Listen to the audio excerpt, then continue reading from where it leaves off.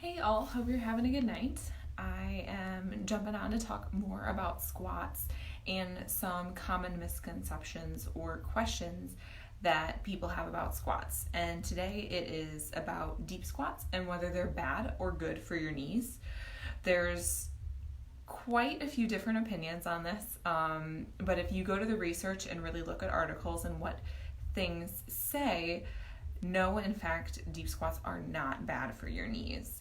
A lot of people have been told that they should only squat down to parallel and no further, and some PTs even advocate only doing quarter squats, so just literally going like a teeny bit down and back up.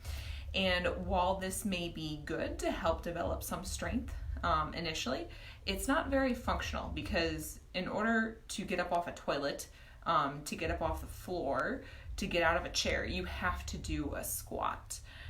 It's a functional everyday movement. So what actually they've discovered happens at the knees after you pass 90 degrees, so when the knee angle's kind of like this, there is a wrapping force or a wrapping effect that occurs as your thigh starts to touch your calf. The forces get distributed from the knee joint itself to all of the surrounding tissue. So after you pass 90 degrees, there's actually less force on your knee joint itself than there is directly at 90 degrees. So if you look at it this way, if you only squat to 90 degrees and back up, you're going down to the highest part of that force. Basically, you just want to keep going until you run out of room naturally.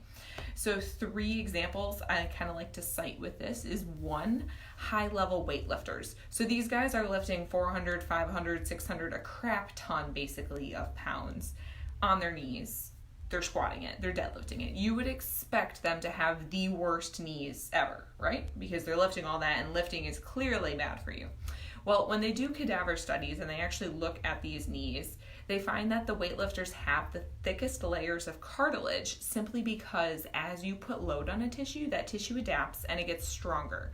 So those weightlifters are testing their knees in an appropriate loading manner over and over, and their tissues are adapting and they're becoming more resilient, which is key.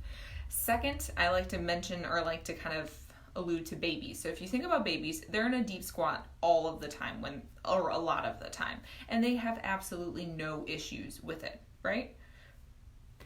If kind of going back to at birth, we're able to do that, but as we get older and we become more sedentary and we don't assume those positions, they're harder for us to get into simply because if you don't use it, you lose it. So since we're not doing those deep squats, we lose them. However, the third thing that I like to point out is if you look at other cultures around the world, not Western cultures that sit in a chair all day, but other cultures that actually sit in that deep squat position for prolonged periods of time, they tend to not have knee issues.